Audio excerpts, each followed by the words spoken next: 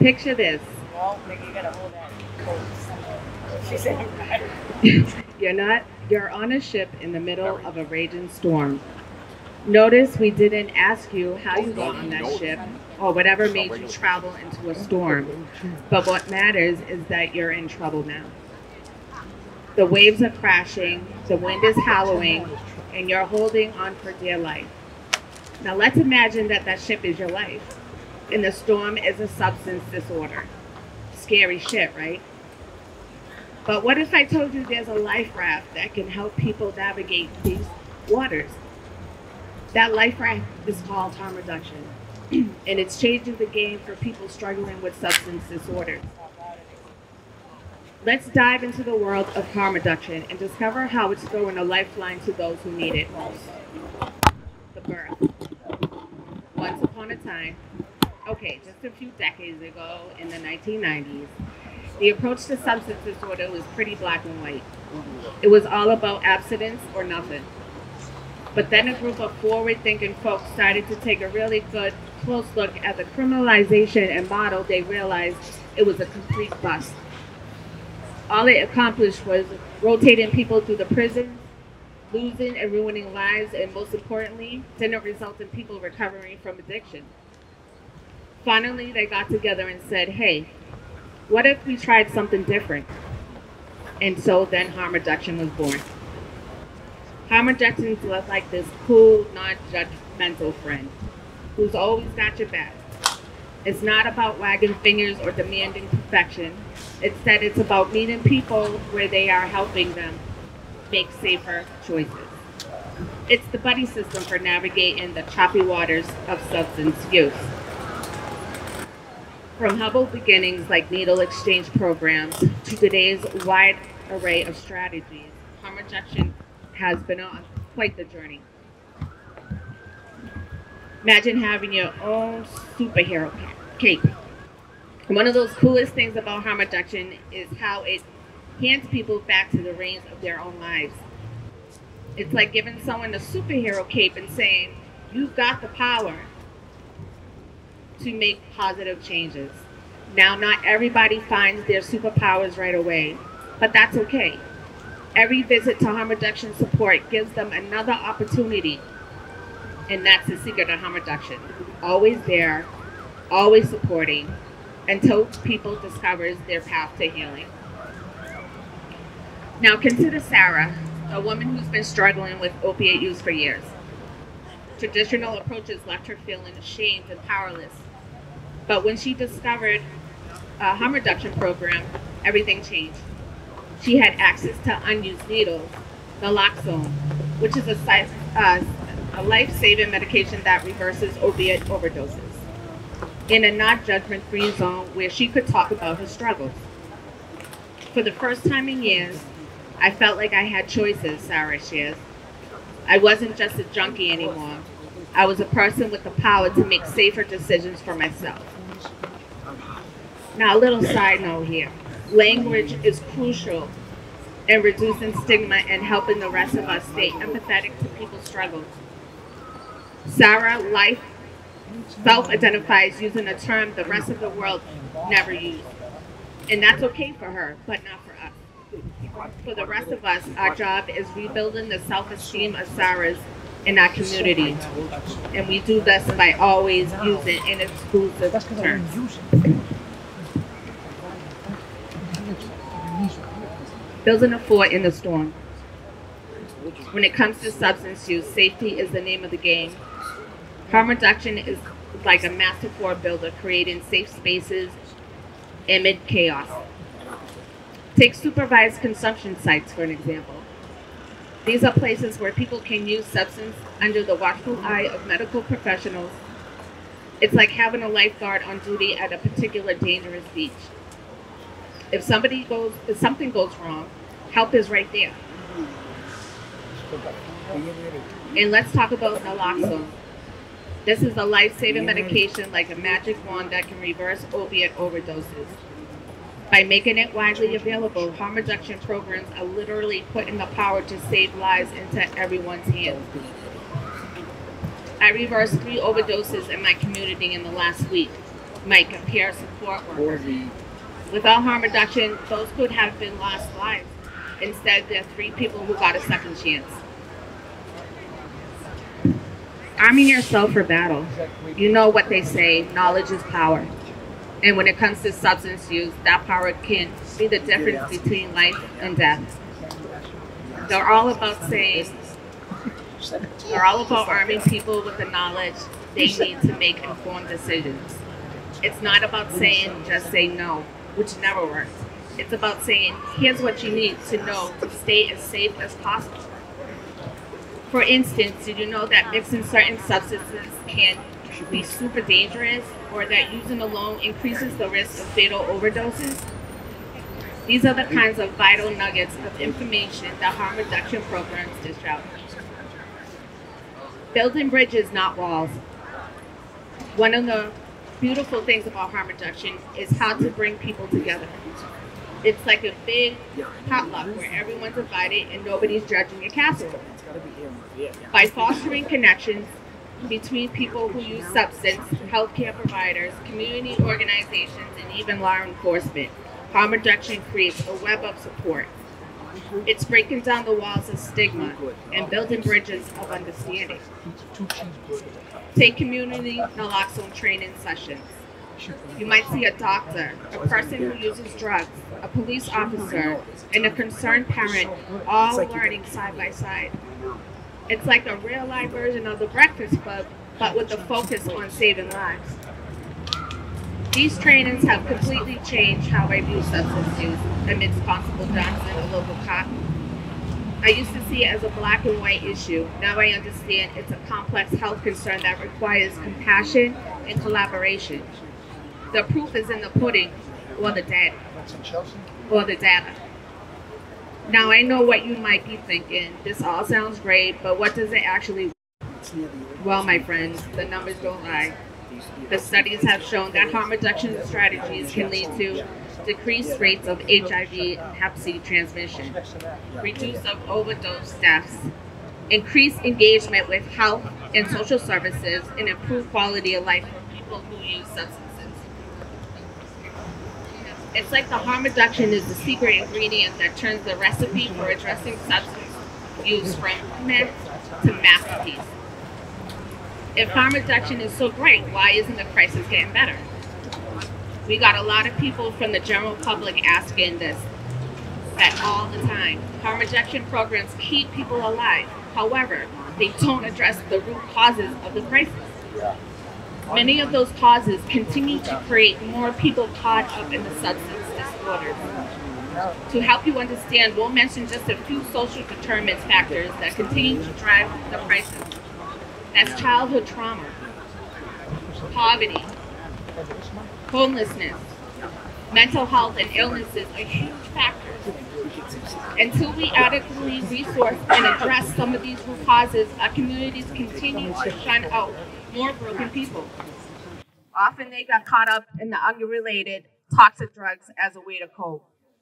Sadly, it feels like more come through the front door of substance disorders than exit the healing process. So you can see that harm reduction programs can significantly help people who have a substance disorder. But we need to invest in the root causes of the crisis. In the meantime, harm reduction is one of the few tools we have invested that truly makes a difference. And the journey continues. As we wrap up our journey through the world of harm reduction, it's important to remember that this is an evolving field. It grows and adapts to meeting the changing needs of communities. Harm reduction isn't a one-size-fits-all solution. It's more like a box of Lego bricks. There are endless ways to put the pieces together to build something that works for each unique situation. As we move forward, the key to keep an open mind is to stay compassionate. And remember that behind every statistic is a human being deserving of dignity and support. So the next time you hear about harm reduction, remember, it's not just a set of strategies. It's a life raft, a superhero cape, and a fort in the storm. It's a way of saying we're all in this together and no one gets left behind. Thank you. That was a great metaphor for harm reduction. I'm going to call up my next speaker, Mark.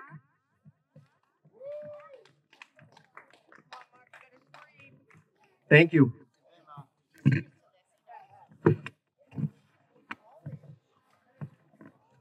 Hello. How's everyone doing? Before I begin, I'd like to take a minute and thank the Sudi office, City of Revere, elected officials, friends, family members, and all of you for coming out here today, for your commitment in stomping out the stigma of addiction, personal substance use, and mental health. My name is Mark Silvestri. I'm a Revere City Councilor and a U.S.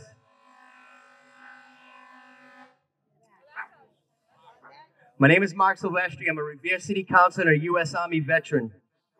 But I don't stand before you today as a veteran or an elected official. I stand before you today as a person with lived experience.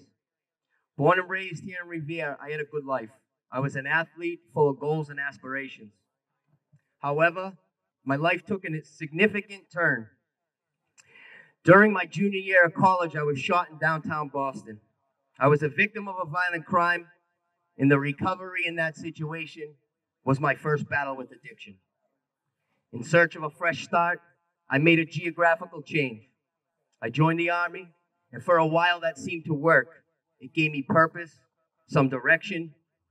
However, as time went on, I sustained injuries during my service, particularly from those in my time in Afghanistan. This created a perfect storm. The combination of physical pain and mental health challenges led me back into the depths of addiction I thought I escaped.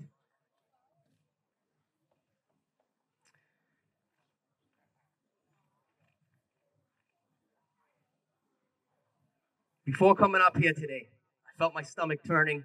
I started to get anxious. I was sweating. I started to wonder what I would say, decided what my message would be. And then I decided that was stigma winning. All my accomplishments, all the things I've done, everything I've seemed to overcome. Yet today, as I was coming here to speak against it, stigma was holding me back. What would I say? How would I say it? How would my message be received? Should I be truthful?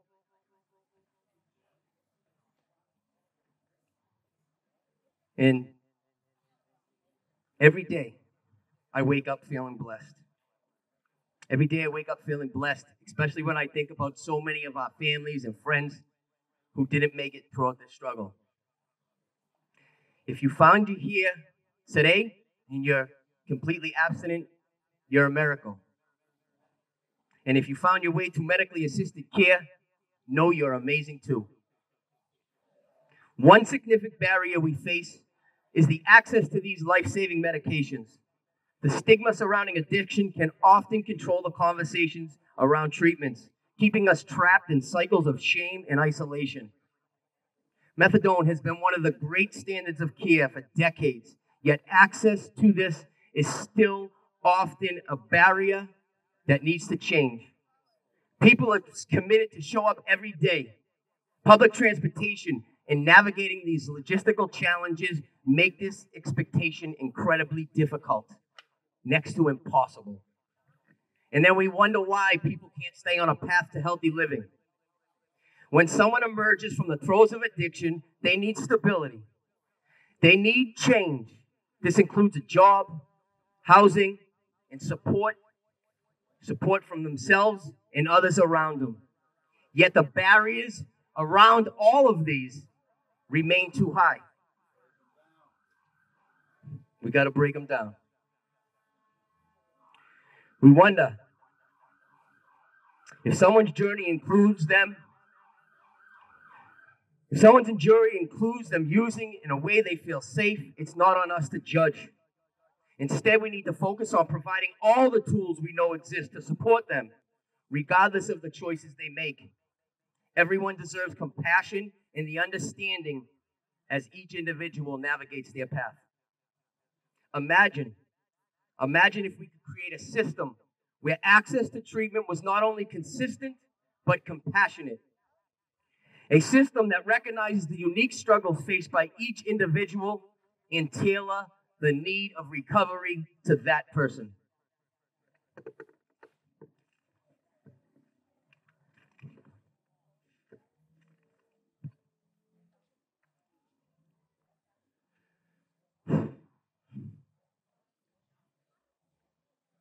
Each of us here today play a vital role in destigmatizing the conversation around substance use and mental health.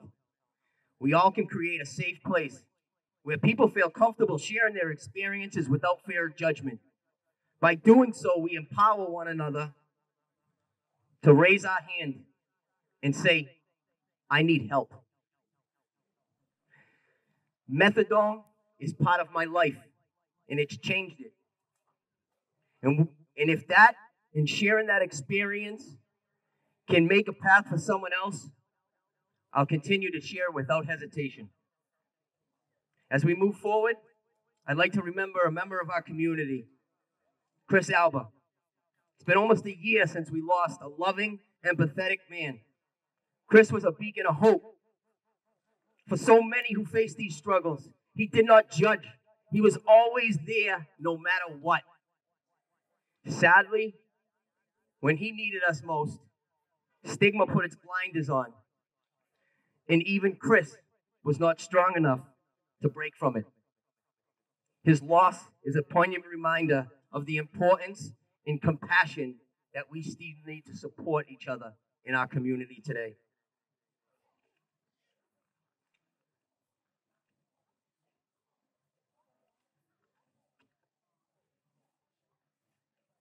Let's break down the walls of judgment and stigma.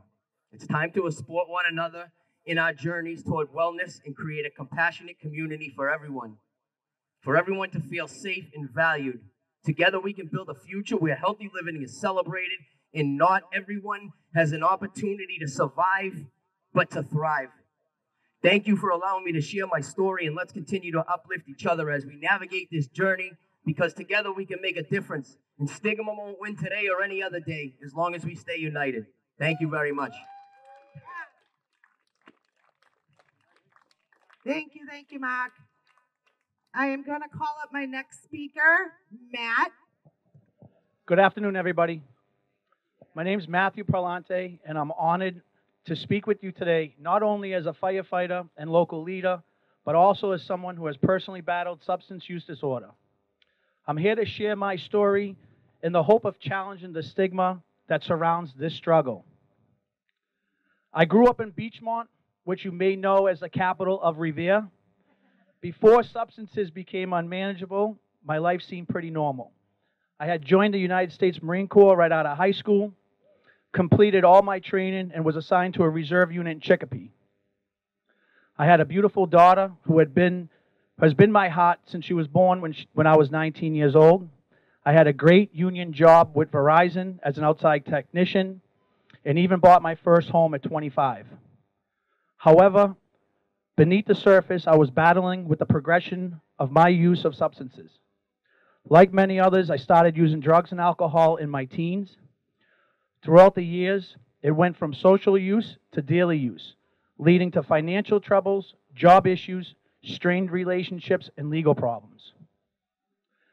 The stigma associated with SUD played a significant role in my experience.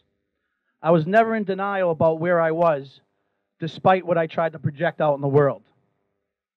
But the shame and guilt that came with my struggles and public perception of people like me kept me from admitting my battle to anyone or seeking any help.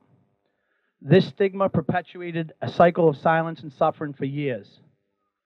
Ultimately, the progression of my substance use took its toll and came to a head in the beginning of 2009. I was a shell of who I am as a person. I was bankrupt and on the brink of foreclosure.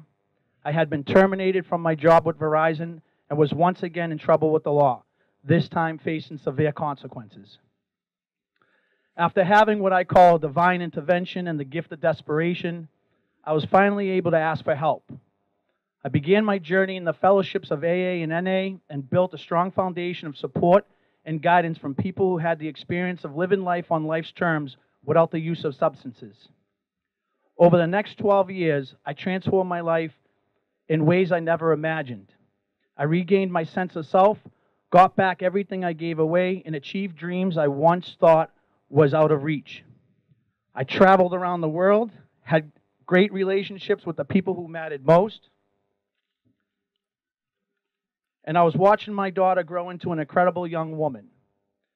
At 40 years old, I was given an opportunity to become a firefighter for this great city, a dream and goal of mine that I had for many, many years. My gratitude for my life was always up front for me. Then on August 13, 2021, the unthinkable happened. My daughter's mother, Tina, was struck and killed by an intoxicated driver in Winthrop. The pain of losing a best friend and partner in life was overwhelmed by the pain and grief of my daughter losing her mother. This indescribable pain became unbearable, and I began seeking relief through socially acceptable substances. It didn't take long before I once again found myself frozen with fear due to the stigma of SUD. I felt like I was standing on the edge of a cliff, with my past struggles and present grief threatening to pull me down. The shame I felt was overwhelming, making it nearly impossible to reach out for help once again. I feared that asking for support would not only expose my vulnerabilities, but also jeopardize the stability I had worked so hard to rebuild. But through this period of darkness, I discovered something crucial. True strength lies in vulnerability. I began to open up to trusted friends and mentors, confronting my pain and grief directly. The support I received was not just from those who understood the battle of SUD, but from a broader community that valued compassion over judgment. By removing substances from my life and focusing on healing, I found a lifeline in a community of individuals who had faced their own battles, reminding me that I was not alone. I learned that while the pain of loss never fully disappears, it is possible to move on, carrying the memories and lessons with me. My journey has been far from perfect, but each step forward has been a testament to the resilience of the human spirit. Today I stand before you not just as a firefighter or a local leader, but someone who has walked through the valley of struggle and emerged with a renewed purpose. I am committed to using my experience to foster understanding and support for those battling substance use disorder.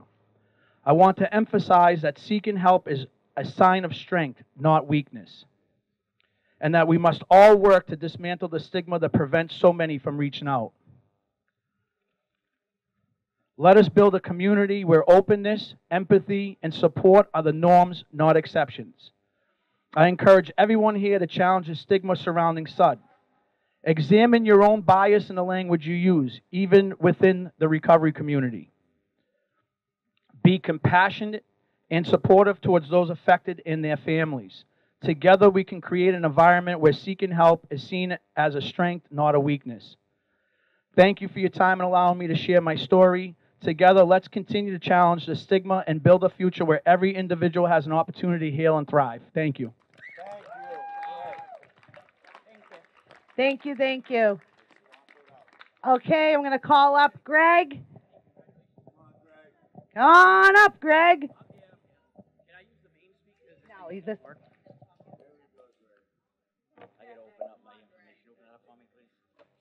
Hello, my name is Greg Carbonello. I'm from Medford, so I'm feeling a little out of place right now. Can you hear me? All right, so like I said, my name is Greg Carbonello, and I have been a professional in the criminal justice field since 1999.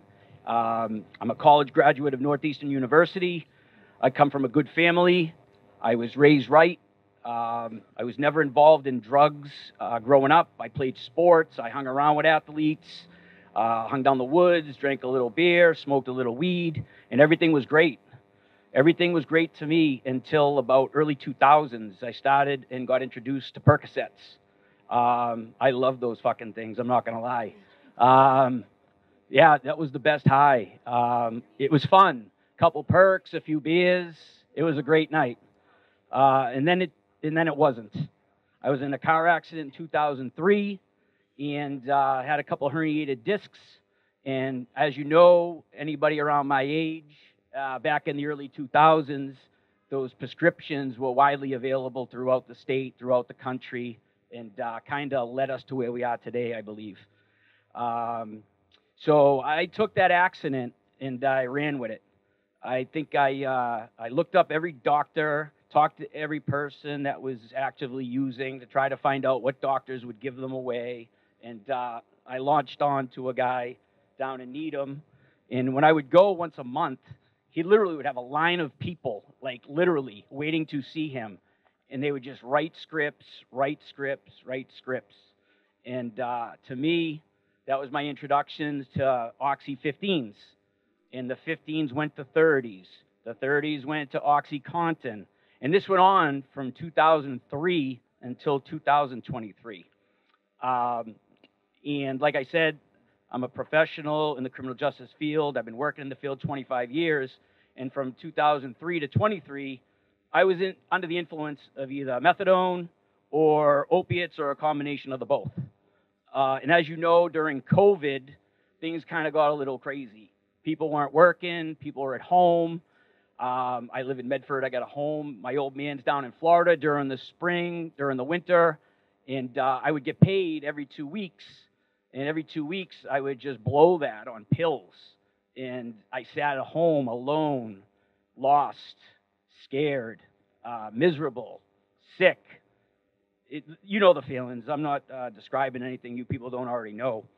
But for me, things kind of got crazy in the winter of 2023. My behavior at work kind of got crazy. People were picking up signs for the first time because, as you know, as addicts, we can fool anybody, right? We lie, we cheat, we steal.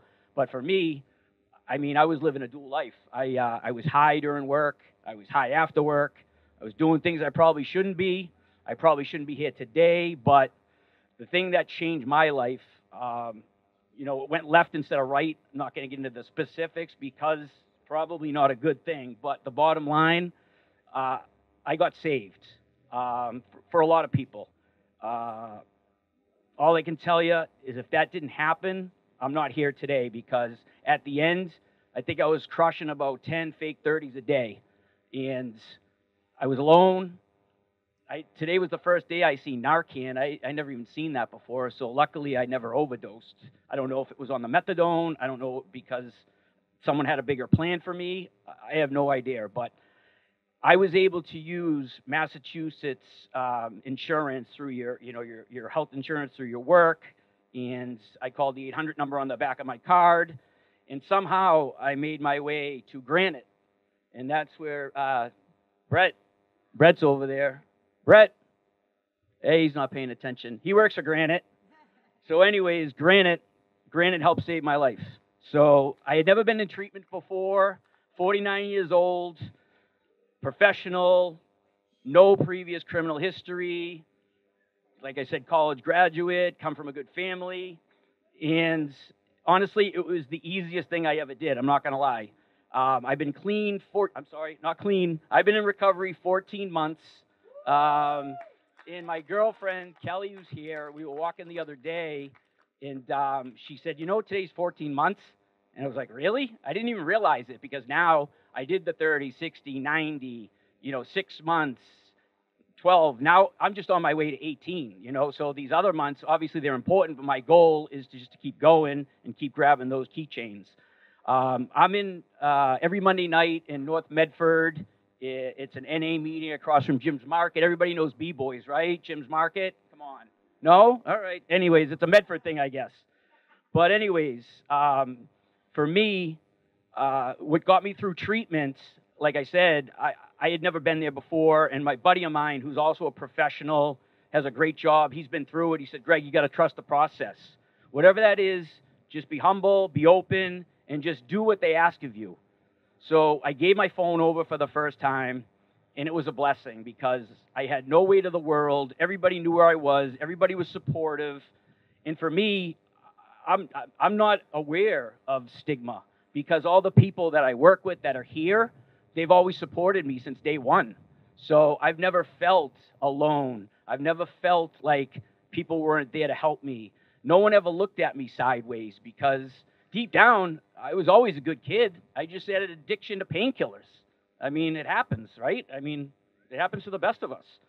But for me, my journey has kind of gone crazy the past few months as getting through treatment. I needed to get to music. Music is what kind of saved my life. So I'm going to take a quick story because Atlantic Hill, Carol Maloney, Dennis Hartley are over here, and I wouldn't know them if I didn't love music, because when I got out of rehab, I went out of treatment, I went to a sober home for 2 months, I did some meetings, I put a network together, and met some good people that I still talk to on a daily basis. And for me, I never had any money. I blew all my fucking money. I got a check, it was gone. I was robbing Peter to pay Paul. And that just went on for 20 years. Never got married, never had any children. So for me, I wasn't getting in a relationship with someone who was actively using, and I couldn't get in a relationship with someone who's not using because I couldn't afford to be in a relationship because everything went to pills. So the music, I point to U2, I point to Dave Matthews Band. So when I got out of treatment, I wrote to U2 because I remember back in 2001, the Elevation Tour came to Boston, and that was the first time that they did like general admission, the hard up front. And for me, I wanted to go to the Sphere. So the Sphere in Las Vegas was this big thing, and U2 was going to be playing there. And my girlfriend and I had plans. That was a goal of mine to go to. So I wrote to Sirius XM, U2, and I got an email back from a host. Her name is Tasula Kasoris, and she's on U2X Radio, Channel 32, Sirius XM. And I did a 5-minute story about Walk On. Walk On is my favorite song. And if you look it up on YouTube or anything else, it is a very emotional song for me because it taught me, one, you need to leave it behind. There's nothing you can do that's going to change anything you've done in the past. It's done. So move on. So that's what kind of drove me through treatment, through PCP, through a sober house, then back to work. And when I went back, I've been so happy. Like, everything has been great. And they say everything comes back as long as you do the right thing, and it really does. And so my episode was available on demand on Sirius XM, and out of the blue, I get a call from Carol, who's over there, Carol Maloney, from Randolph Department of Public Health. And she tells me that she heard my story through her boss, who's also the head of the Department of Public Health in Randolph, and they would like to be involved in their program. And I'm like, absolutely, whatever you need me to do. So that 5 minutes was able to get to somebody else. From there, the doors have just opened. And I did a podcast for Dave Matthews, an hour long, and that tells you my whole story. This is more of a G version, so I'm not going to lie. But like recovery for me, I have fun in recovery. I love going to concerts. I love going to games. Like anything to do to get a life high. That's what I'm all about now. Because those highs that I'm getting now are better than any high I ever did. Whether it was crushing it, swallowing them, whatever. For me, those are the best highs that I get right now. I'm making up for 20 years of lost time. Never going to get the money back, but I get these feelings back. I get a beautiful girlfriend. I got friends. I got relatives. I got employers. Everybody that's always been supportive. And I love it. So I'm just kind of reading off these things here. I didn't write a speech. I'm kind of rambling, so I apologize. But, you know, things like she said about, you know, stigma have to change. I had a brother, Chris, who also was a Northeastern graduate, and he was a heroin user. I don't know why. I don't know what happened to get him to that. He was also a great athlete. Not sure if it was the trauma. Not sure what his story was. But I always looked down at him. I had a legal prescription, so I'm not using drugs. So we would always fight. And I never got to see him at his best day because he overdosed in 2015 and died. So I've had to live with that. And now I'm just trying to do my best to honor his legacy. And by doing that, by smiling, by being happy and doing these kind of events, I mean, this is a great day. It's a beautiful day.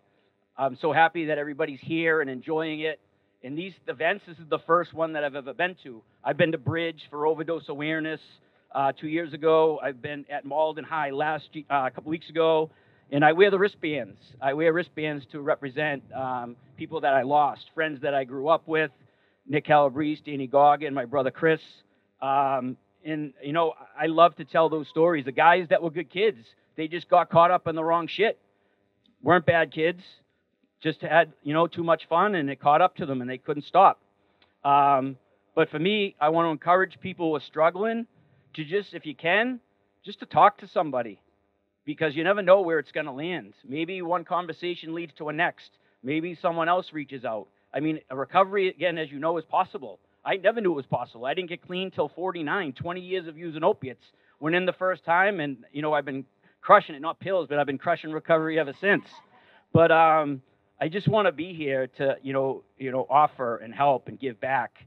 And I love to do that. And I appreciate Carrie Ann. I appreciate Alexis.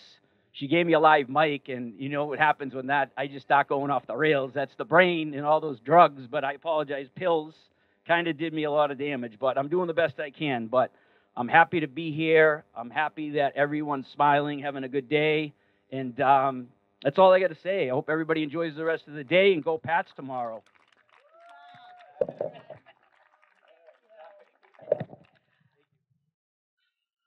They always save the best for last. So, hello, my name is Mari, and I am a woman in recovery. First and foremost, I want to thank the City of Revere and all these recovery resources for coming out and joining us in stomping out the stigma. I stand before you today as a person in recovery, but also as a sister who has lost a sister to a devastating grips of addiction. My heart, here we go.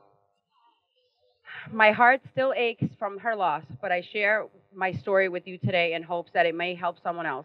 The stigma surrounding her death crippled my family with shame. My parents just could not understand why it was important for me to share her story. This is my story through my eyes.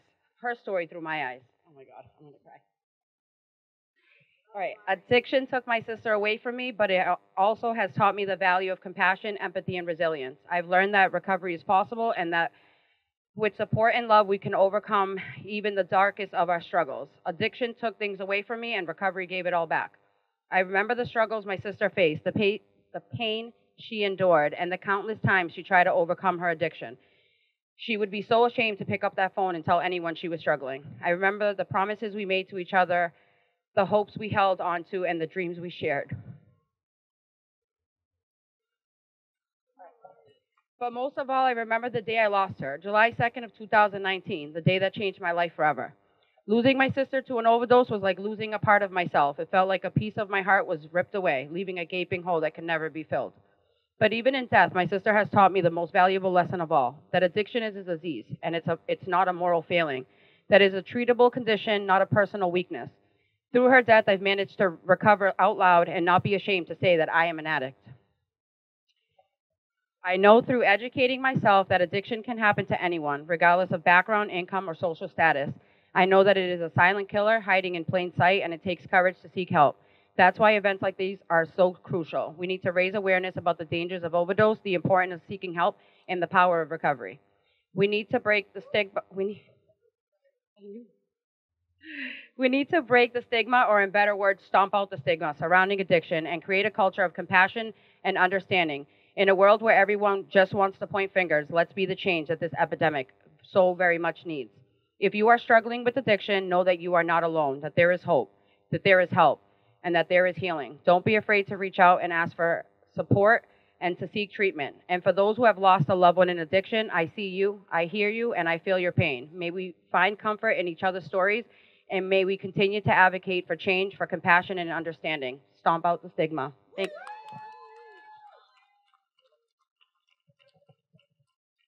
And now we're going to have Nicole is going to read us a closing. Hello. All right. Can we just have one big round of applause for all of our brave and passionate speakers? Thank you all for sharing your stories with us. I'd like to thank everyone for being here with us today. Your presence really means a lot as we come together as a community to tackle this deeply personal and important issue, the stigma surrounding substance use and mental health disorders. It's safe to say that we all have our own stories, our own battles, and our own experiences with these complex challenges. As we heard from our amazing speakers, some of us have walked this path ourselves, while others have supported loved ones through it. Regardless of our personal connection, what unites us here today is a shared commitment to breaking down the walls and the barriers that stigma can so stubbornly hold up. Today, we are here to foster an understanding, kindness, and change. By sharing these stories, engaging in open discussion, and educating ourselves, we can work towards breaking down the barriers of stigma and building up a more supportive community for those affected by this disorder. Your presence here shows a commitment to making a difference. Let's use this opportunity to change the misconceptions, support one another, and create an open path toward healing and hope. Thank you again for being here and for your dedication to this important cause. I'd also like to give a special thank you to my partner in crime, Carrie Ann. Her passion for ending the stigma and shame around addiction is so inspirational, and her empathy for every life is unwavering. I know that Chris is so proud of the work you continue to do in his good name and the knowledge you share with everyone you cross paths with. So I'd like to take a moment of silence to remember our friend and coworker, Chris Alba.